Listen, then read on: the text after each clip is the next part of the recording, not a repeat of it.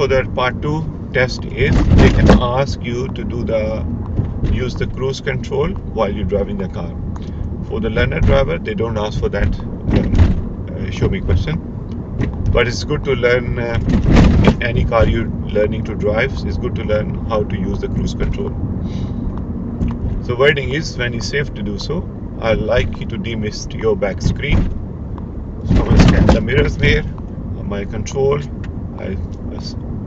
I operate the control now, and when the examiner say thank you or they happy with this one, you can switch off.